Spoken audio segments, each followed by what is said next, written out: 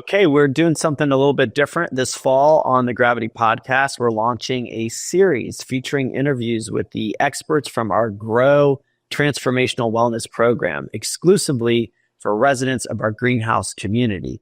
The year-long program is made up of monthly learnings designed to help residents build habits for a better life. Each month, a new wellness topic is introduced by an expert in that area. I'm excited for you to hear from each guest on their journey to becoming an expert and finding their passion for helping others through wellness practice. Tune in this fall to hear their inspiring stories. For more information on the GRO program, visit livinggreenhouse.com. As I said, this program is exclusively for our greenhouse residents today. So please, if you have somebody that's interested in looking for a community like Greenhouse, please check out the website and shoot us a note if this is something that you'd like to learn more about. As a non-resident, we're also considering potentially over time expanding this program outside of the physical community and into our virtual community as well. So enjoy our guests, our experts, and check us out at livinggreenhouse.com. Okay, this week's guest on the Gravity Podcast is Joshua Steckel. Joshua joins me on the podcast and is a Columbus-based fitness instructor, licensed massage therapist, and breathwork practitioner with over 12 years of experience in the wellness industry. He's also the co-founder of Prism Performance Center, offering injury rehab and prevention breathwork training and helping his clients become more attuned to their bodies to regulate stress and optimize athletic performance. Joshua is also the breathwork expert for the GRO Transformational Wellness Program at our greenhouse community. I really appreciate Joshua for joining me and sharing his story, and I hope you all learn a lot and enjoy him as well.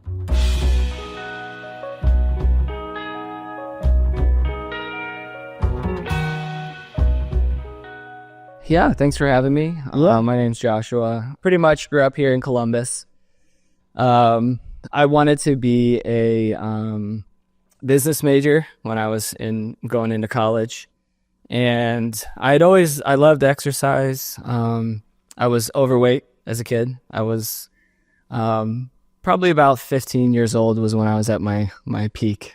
Let me just hop in there. So tell me before you get going too much. So you're from Columbus, mm-hmm. and just tell me a little bit about kind of your family and that kind of early upbringing. Yeah, I'm from a great family. All of us are here in Columbus. My mom and dad still together. All four of us kids are here, and we all have kids. So we have the grandkids and everything. So I had a great family. I was homeschooled. Yeah. Where were you in the birth order? I was third. Okay. Yeah, so there's an older brother, older sister, me, and then younger brother. And fun fact is we're all within 5 years of each other. Okay. So it was like boom, boom, boom, boom. Yeah. Like we're all here. Yeah. So we're all really close, and we were homeschooled. So we, we're together all day, every day and stuff like that. And I just always thought that close, really good, happy, like close families was normal, but then after school, I moved away to New Jersey for several years and then came back here. Mm-hmm. Now tell me, when you were growing up in school, what kinds of things were you curious about, interested in, as a little kid? What do you remember about, who you were at a young age? I always loved being outside, like nature. I loved animals. I loved colorful things, like expressive things. I loved exploring. Like I always loved like being creative and going, like we would go on, mom and dad would take us on these nature walks, and we'd go out and we'd each get like a box of like, acorns and pine cones and stuff, and come home and make things, and we'd make our own little world and village and stuff. So I had a funeral for like this dead bird that I found, because I got so sad that it was like died. So I always felt very connected to like nature, outside. And what did your parents do for a living? My mom is a PT, physical therapist, which kind of leads into what I do. And my dad is an accountant. Mm-hmm. So Okay. Yeah. So, all right. So you like being outside. You loved animals. What else were you kind of interested in as you started to move through your childhood and into your teenage years? I just love, playing. I love being active. I love playing sports. I played baseball, basketball. I had some really close friends, from church that I pretty much grew up with, and we were always out goofing around, doing stuff like riding our bikes, or, I loved, eating food and just like, being social, being outside, just playing whatever. And so you were athletic. You were interested in sports. You mentioned you were. I wasn't really athletic. Okay. I like to play. Like I said, I was kind of as I started to get into my, adolescence and stuff, I was, eating a lot of like candy, and my mom's a baker, so she's Italian, so she always had stuff. And so I was not like athletic per se, but I just loved like, playing sports and swimming in the pool and stuff like that. So it was pretty chill, it's pretty easy being homeschooled. You don't have a lot of like, your world's pretty small, you know? And so I felt very just, happy in my world, because that's all I knew really. So. And you mentioned that you had some struggles with weight. Mm-hmm. So what age did that start to happen or become clear to you? It became really clear to me when I'll never forget the moment. You want me to tell the story? Yeah, sure. Like the moment that I knew. Sure. And it's going to sound sadder than it is. It's not sad, but it was just a clarifying moment for me. But I always wore my shirt at the pool because I was like a little bit self-conscious, but I never really felt like, I wasn't like consciously aware that I was like unhealthy. I just knew that I like wasn't like super comfortable in my own skin. And like kind of like shopping for like clothes wasn't as fun because I didn't like look good on you in the mirror and stuff. But it never really like, I don't know, bothered me, I guess. But we were at the pool and I had my shirt on, and we were going down the slide with some friends, and somebody made a comment about, like that I had made a big splash, or so, it was something along those lines that like, I was a fat guy going down a slide, like a big kid going down the slide. And I was like, after I thought about it for a while, and I was like, that, that's true. It wasn't like that. It was kind of hurtful, but it was more just true. Like, it is true. I need to do something about this. So, and you were 15? I was 15. Yeah, 16. So, and it really was just hit you like, that's true. It wasn't hurtful. It wasn't sad. I don't have any like trauma about it. Like, I'm not losing weight to prove to that person, so I don't feel like it was. Maybe it hurt a little bit, but it was more just like, that's true. Okay. I can do something about it. I just think that's like an interesting way that you process that. I think, most 15-year-old kids might be more stung by that. Yeah. I mean, it just, I think maybe says something about, who you were, or what else had possibly about at that point. About, the backstory of just being homeschooled and growing up in a more safe world. Yeah. Maybe I wasn't as sensitive, or I don't know, I hadn't been hurt a lot. Yeah. I don't really have a lot of like trauma memories growing up. That's great. Yeah. That's awesome. I mean, one of the things that I've learned from doing, almost 200 of these is usually people have either like a very unconditionally loving, non-trauma upbringing, or they have one that is, and both are, can, really lead you to a lot of success. So it's always nice to hear when you grow up in a very loving family and, have a lot of support and, don't have trauma. Yeah, I feel very blessed now. I kind of took it for granted probably more, but now the more that I'm, out and experiencing the world, I feel very, very, very blessed. Yeah. I'm still lucky to be really close with my family. Yeah. And so you have that moment of clarity, and so then what happens? What do you do with that at 15 years old? Well, my mom's a PT, like I said, so she was familiar with exercise, and did you come home and tell her, like, Mom, this is what happened? Or I don't remember exactly how long the span was between that and this, but I distinctly remember getting, passed to the Westerville Rec Center. And so they had a lap, like a weight room and like a lap that goes around it. And they had basketball courts and they had a swimming pool and stuff like that.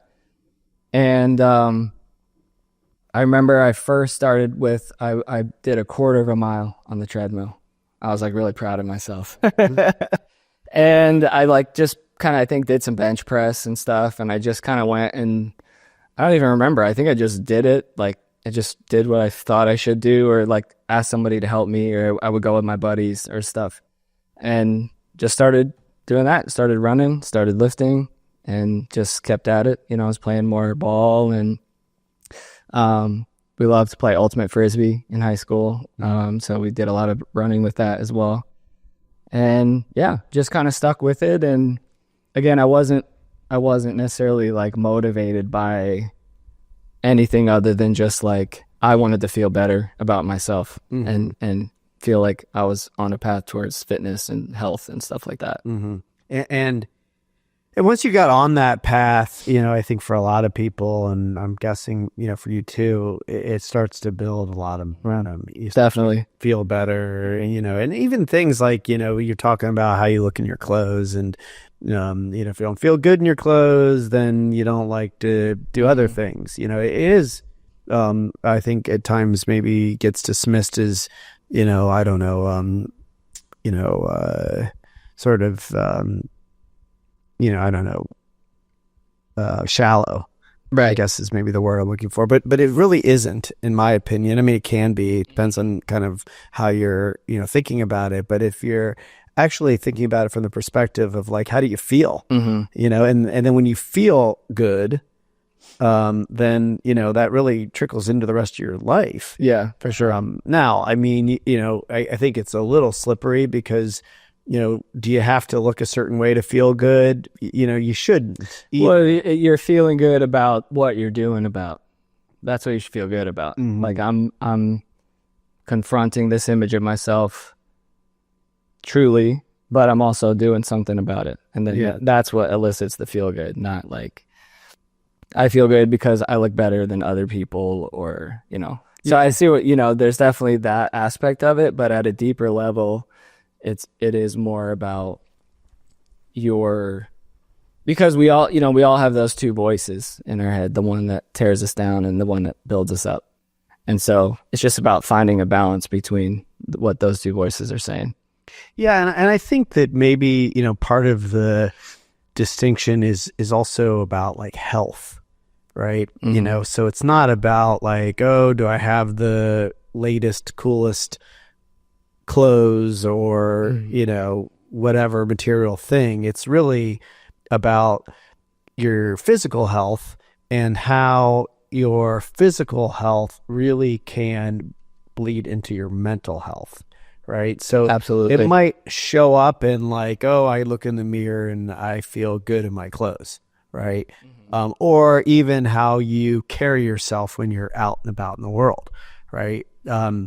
Because of how you feel about how you look. But really, I think it's about health and the merger between physical and mental health. Yeah. I mean, at a certain point, they become very difficult to separate between the two of those two. Yeah. They're very deeply intertwined. Yeah, for sure. Yeah. Okay. So you go on this journey, starting, at 15, and now you're making progress, you're active, you're feeling better about yourself. Tell me, kind of where do you go from there? Yeah. So by the time I was about 185 pounds at my heaviest when I was, 15 or so. And then by the time I got to college, I was about 30 pounds lighter than that. I was heavy, or I was fast. I was running a lot.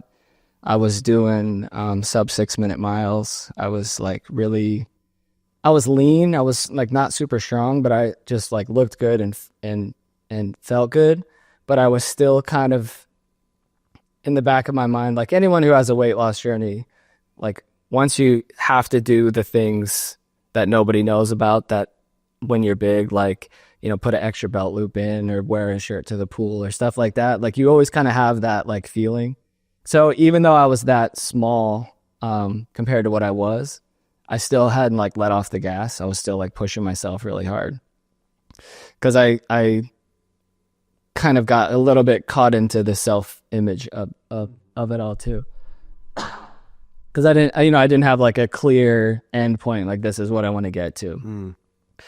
And so, it went from not caring at all about food and exercising my body to kind of going all the way into it. And I remember, I kind of remember this one distinct day, like in school, and I like was running late to class and I had to grab a bagel for breakfast.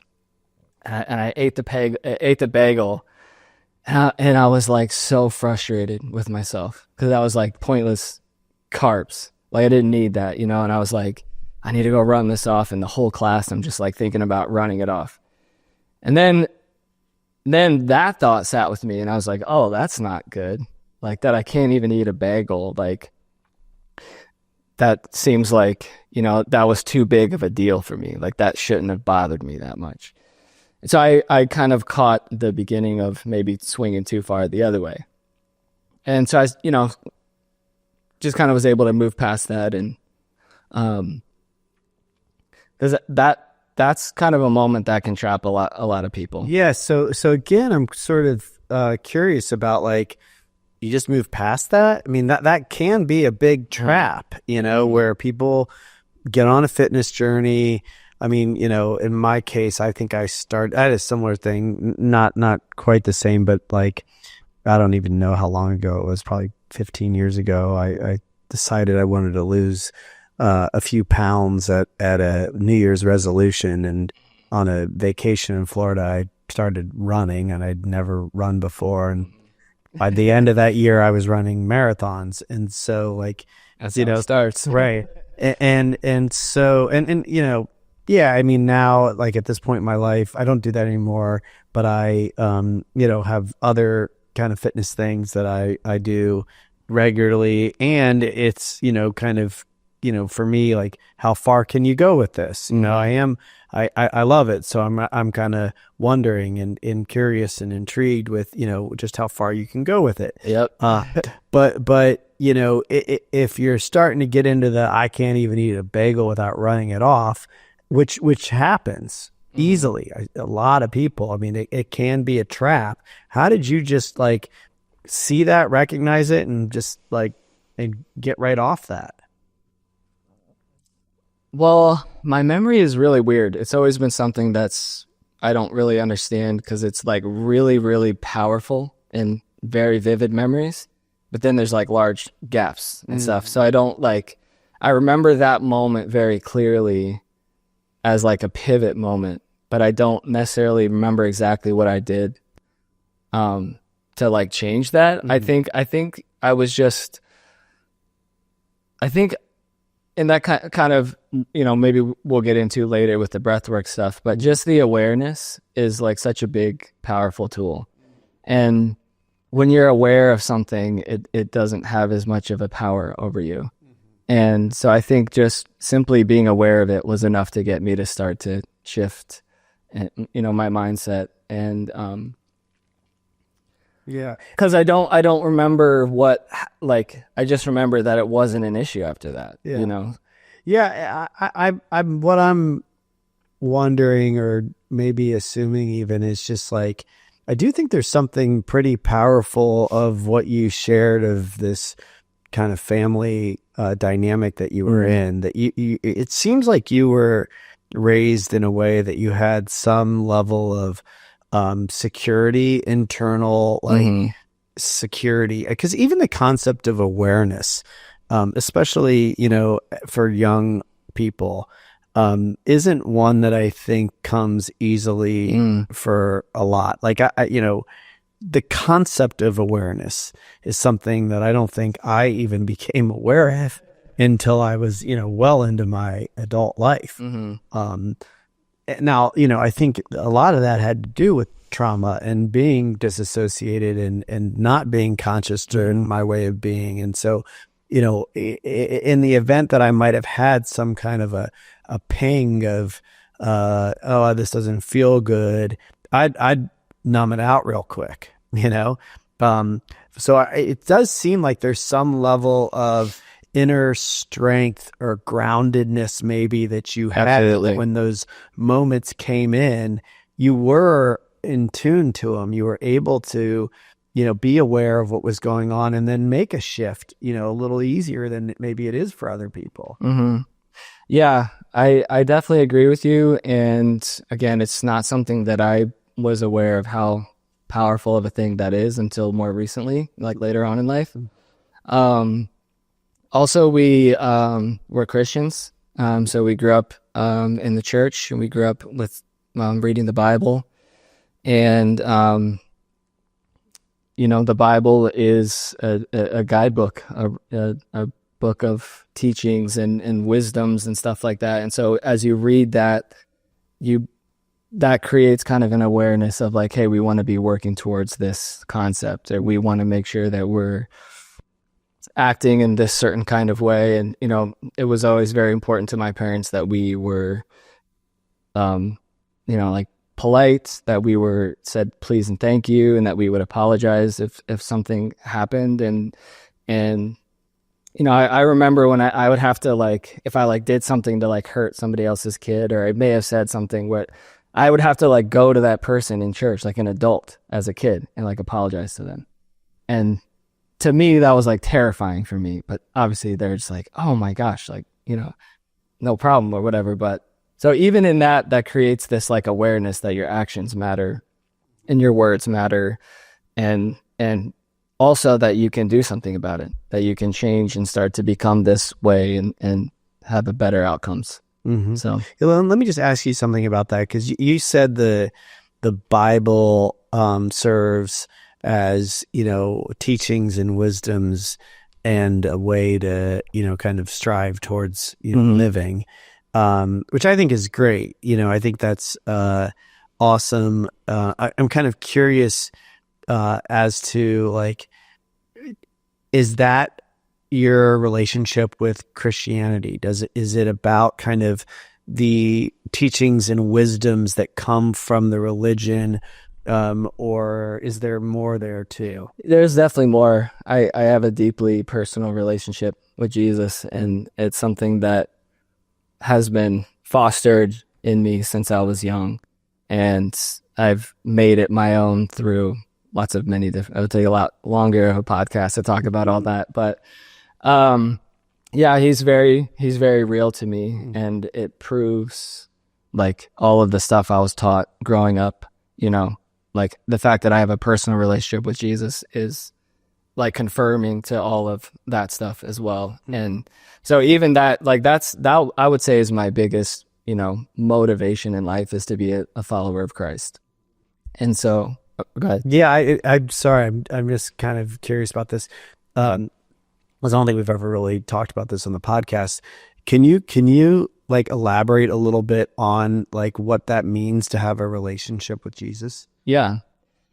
So we're all created beings. I think it's pretty obvious. The more you study the body, the more you realize there's something that makes all of this run and organizes it all, and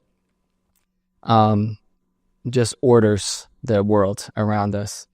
So just recognizing that you don't, like, we're not the be all end all is kind of the first step, which is pretty obvious. When you just go outside and look around, it's pretty clear that something made all of this. And then you start to think about, well, what were we made for? And then as you enter a relationship with Jesus, he helps show you what you were made for, who you're supposed to be. And he'll do that by how he loves you, and how he speaks to you, and how the word speaks to you, and how the world speaks to you and stuff. And so that's kind of the root of my like confidence in life, and like just my guiding, that like lighthouse light in the night is just trying to be closer and closer to that version of who I believe Christ wants me to be. And so that comes from community, from the Bible, from church, from nature, from exercise. Like I can learn about that, through anything. But it all kind of goes back to Yeah, just I'm sorry, I got sidetracked. What does it mean to have that personal relationship with Jesus? Like all of us are like seeking something. We're like longing for something. We're like trying to find something out, or we're trying to like there's something that churns the wheels of thought inside of us all. And Jesus is like the answer to that for me. And when this is maybe like semantics, but I'm just trying to like put it into context for myself. When you use the name Jesus, do you see that as the same as like what I call God, or is that separate to you? Well, have you heard of the concept of the Trinity? Yeah. The Trinity of God? Yeah. That it's like if you take water can be a gas, a liquid, or a solid, but it's all water. So it's 3 different states in one state. So there's an aspect of God that's 3 different things. And so he's the Father, the Son, and then the Spirit.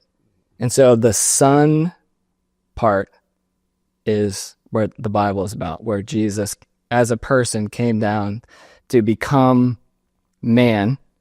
So like to take on flesh, it says. And then it says he struggled with all the things we struggled with because he like went through life. And so he's able to relate to us. So Jesus is like an aspect of God that we can personally relate to because he was on earth and he died for us. And like, he's kind of like, and then the book of John says that Jesus is the way to God. And so he's a critical like component to the triune nature of God. Yeah. Okay. I got it. And one last question about this. So again, because I think we all kind of, not, I don't know about everybody, but I have my own version of this, kind of what I'll call, spiritual experience. Yeah. And so when you say that Jesus speaks to you, what does that sound like? Is it It's a great question. in the words through the Bible? Is it feelings? Is it through other things that you're noticing in the world that feel like words? Tell me. I would say the best way I can describe it, it's not auditory. Like it's not like Joshua, like have you ever like heard a beautiful song and started crying? As it just like moves your soul in some kind of way. Yeah. It's like that. It's like you'll be thinking about something, you're praying about something, and then instantly you're different and you're like moved into something. And it's like happened enough times for me to know like is this you? Is this you? Is this you? Is this you? And then it's like, yeah, this is me. So it's gonna look different for everybody, but I would say it's more of like a feeling, like an assurance. Yeah. And that's why I asked, because I think sometimes people hear, Jesus speaks to me and they dismiss it as Joshua, and really, like, I think whatever you call it, or whatever, you believe, we all have the ability to kind of tap into that spirit, that energy, whatever you again call it, and get the kind of direction, the download, the message, whatever again, it is for you. So, I just wanted to kind of have you clarify that and elaborate on that. Yeah, for sure. And so maybe having that assurance my whole life is what helped me to get over those things that would have maybe become someone else's identity, whereas I previously already had that identity. So the word that comes to mind, I think, that describes what you're talking about for me is like faith, and I think that again, that's another word that sometimes gets people tripped up because of all of the stuff that is around religion, for sure. But if in fact, the teachings, the learnings, the experience that you have, your relationship with a higher power, if that does give you just strength, internal strength and faith in something greater than, the moment that you're in, right? It does Yeah. really give you a lot of support to navigate things as they pop up. Yeah, because they're less weighty in a sense. Yeah. Like they're less like like The magnitude. your life is on the line. Yeah, the magnitude. That's the word I'm looking for. The magnitude is just different. And it's so helpful to be able to just take one step back from, that sometimes that's all we need is like one step back.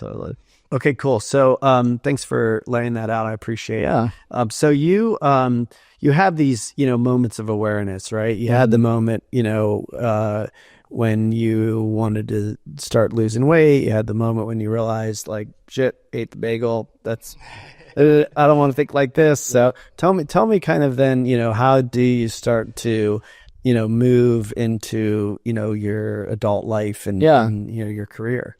So yeah, like I said, I was a business major and I had no idea what I wanted to do. So I took a little aptitude test and that's what it said I should be.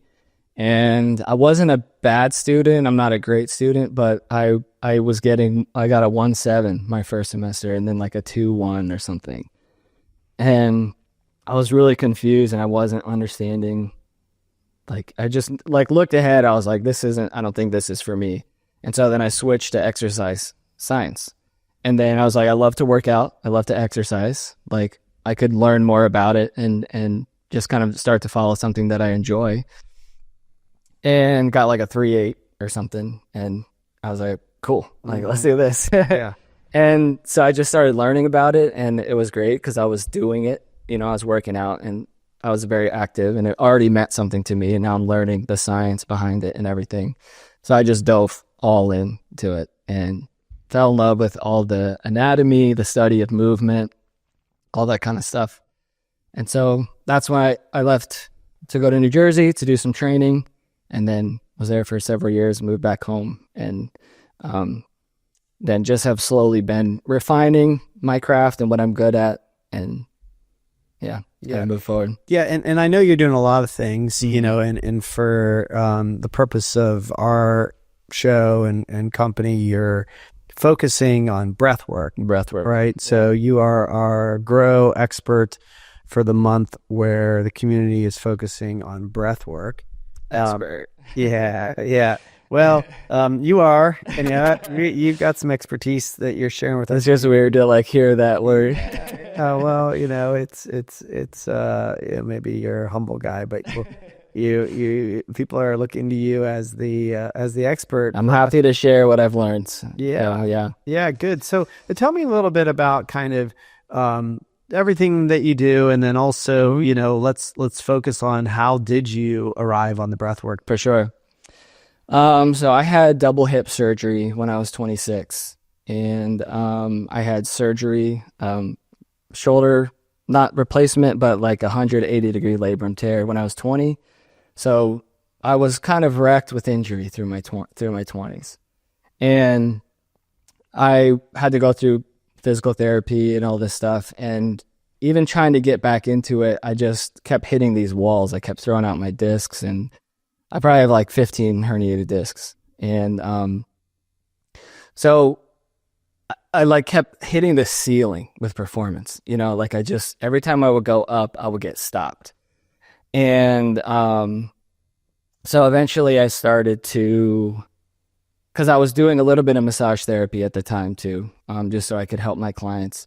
But I started to go more into like, every time I got stopped, it was more and more frustrating. And so it made me go back into, the foundations and what I knew. And then, so the final point came a few years ago, where I did it again. I threw my back out. It was doing something stupid. I think I was just picking up a dumbbell or off the floor. And I was like, I've kind of had enough. Like, if I don't figure this out, I'm not going to be able to do what I'm doing, And I still was massaging a lot. I was training a lot. I was training my body a lot too. And I built my whole world around like physical health. And I'm laying on the floor, just breathing and with my feet up on the chair, unable to move because my discs, my pinched nerves in my back.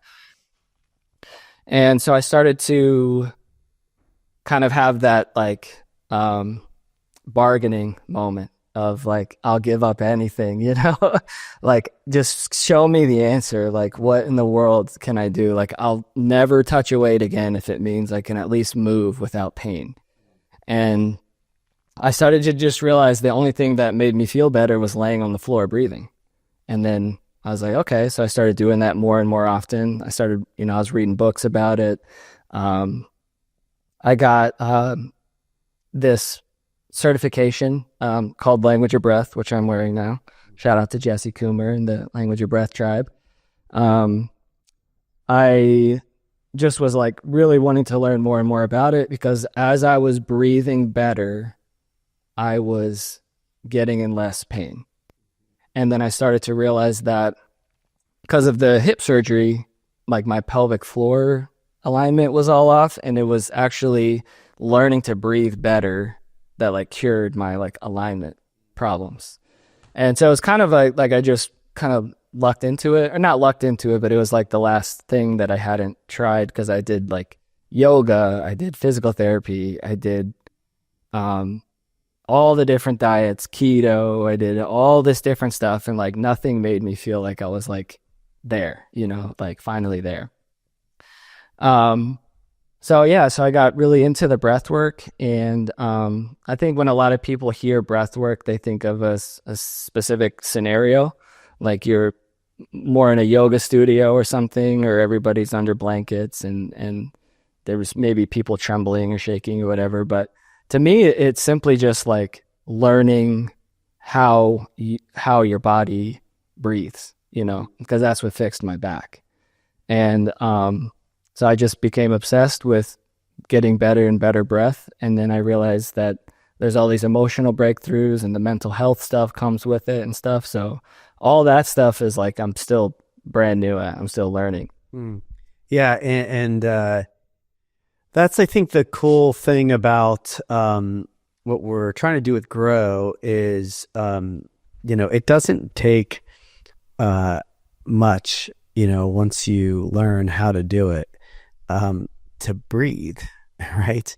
So this is not some big financial expense. It's not a huge time commitment. You don't have to go anywhere to do it. You know, once you get the tool, the skill, the awareness even to remember to breathe, right? I mean, you don't even have to learn to breathe. There are breathing techniques, you know, that are helpful as a modality, but I think a lot of people forget that they're even breathing and or to take a breath.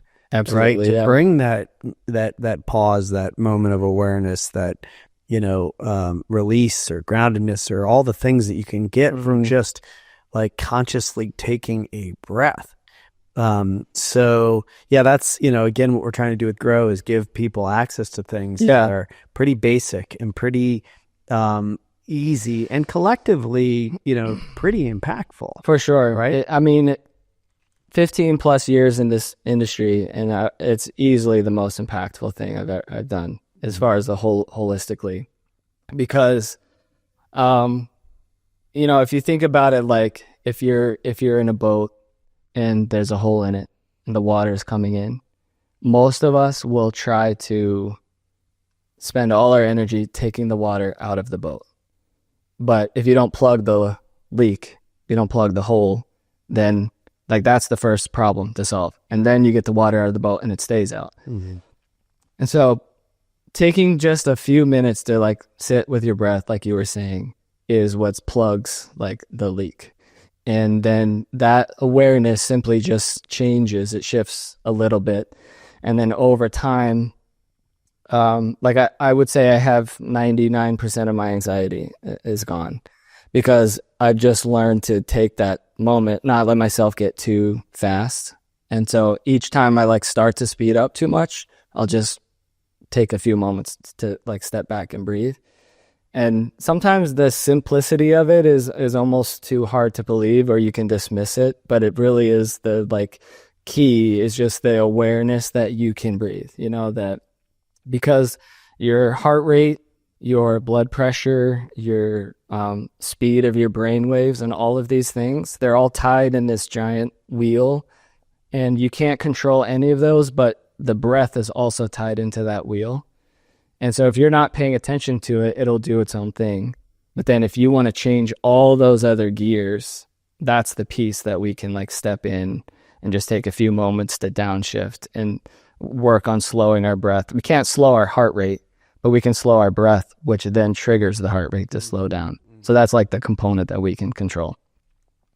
Yeah. And I do think the simplicity of it again is hard to ignore. And is worth like really emphasizing, because, you know, I think we live in a culture where people make things a lot harder and more complicated than they need to be. And, you know, there's this kind of snowball effect that happens when in fact, you know, okay, you know, you're going to reach for something else, right? Because you're anxious.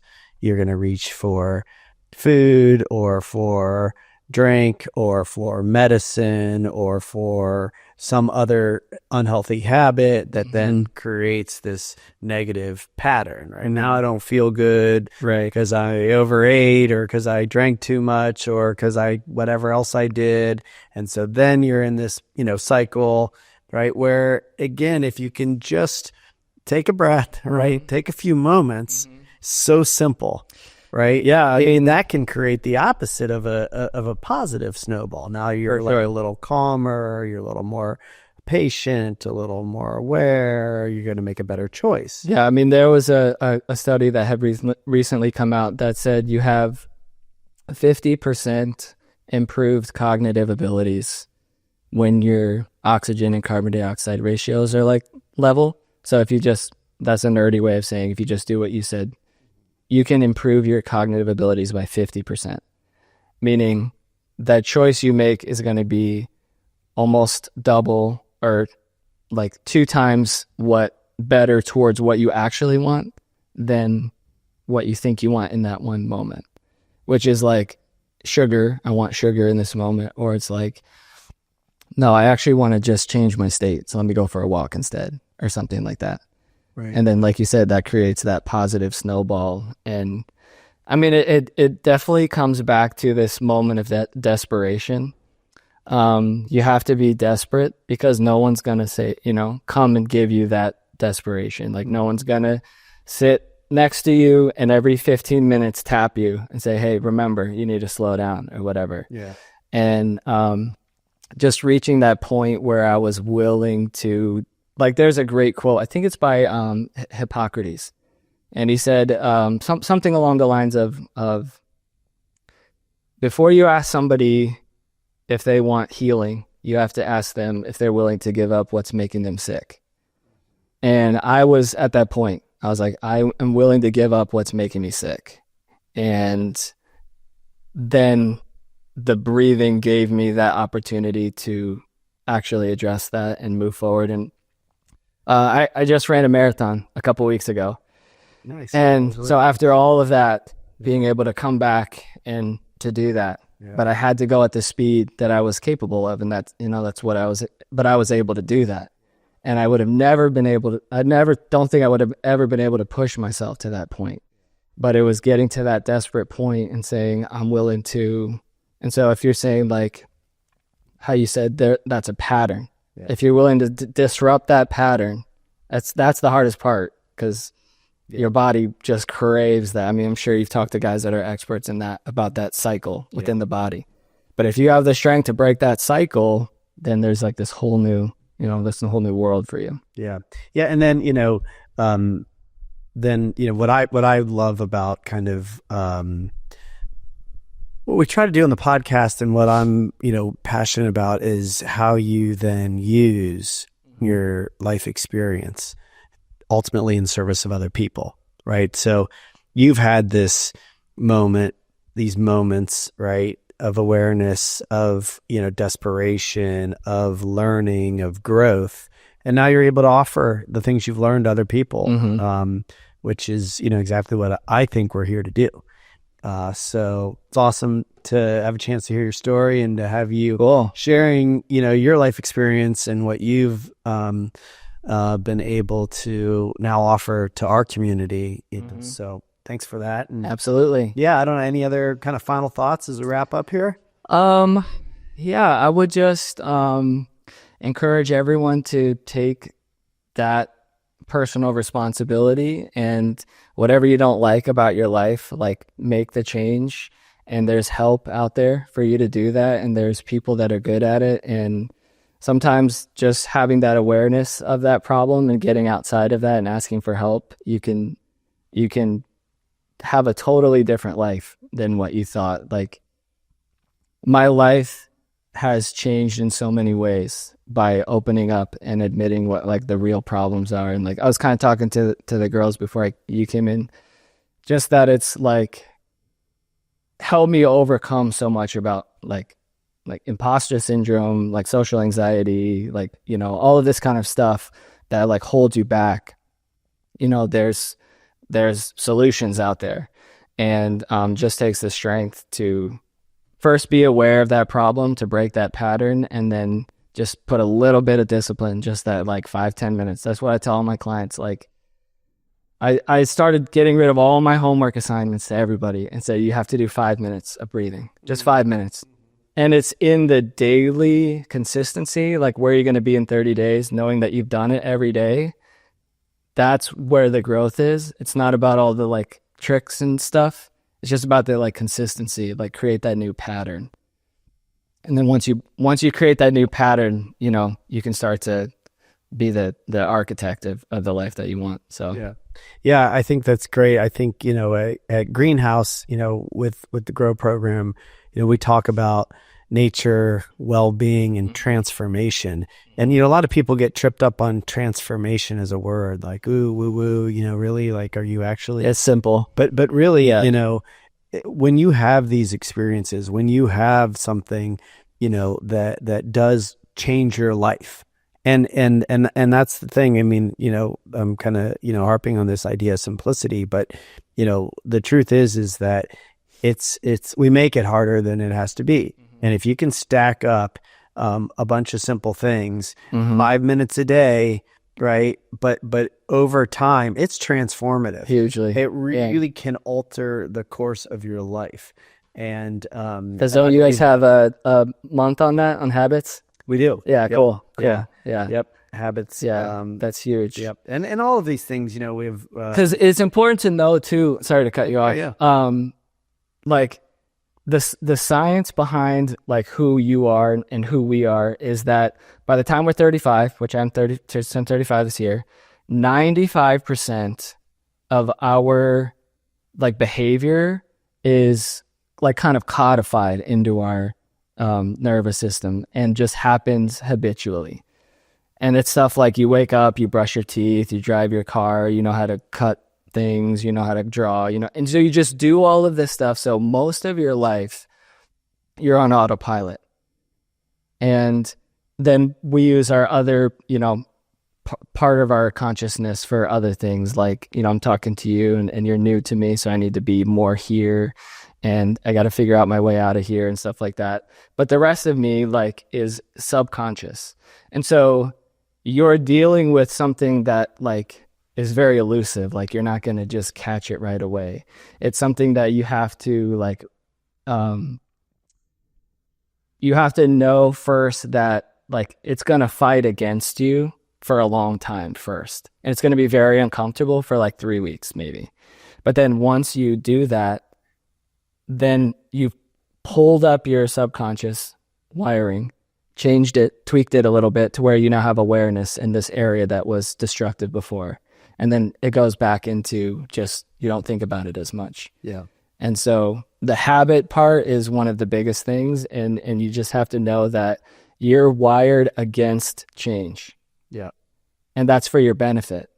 But when you found something that's destructive, you got to go into transformation mode. And you have to say, I need to be transformed in this. And you have to like own and embody that transformation. Yeah, I agree. Yeah. And you listen, as somebody a little older than you who's made, big changes, past that age of 35. I mean, most of my habits today are all things I've gained in the last, 10, 15 years, or even more recently than that. It can be done, and it does, take that first few weeks, and also, something you said earlier about like when you shifted from what you were studying and you went from, bad grades to good grades. I think you look for the things that feel good to you too. Absolutely. Right? Like, yeah. Some people don't want to, sit in a chair and meditate, but they'll take a walk and meditate. Absolutely. Right? Yeah. So you kind of have to look for the things that work for you too. And there's plenty of options out there. Right. Right. Yeah. So anyway, hey, thanks. Awesome. Thanks for having your me. story and coming on the podcast today. Great. All right. Thank you. Thank you. Thank you for listening to the Gravity Podcast. Please subscribe to the show at Apple Podcasts, Spotify, or wherever you listen to podcasts. To learn more about the entire Gravity Project, please go to gravityproject.com. Please check out the podcast on Instagram at The Gravity Podcast. Music heard of the show is provided courtesy of Kyle Lamoro and Oliver Oak.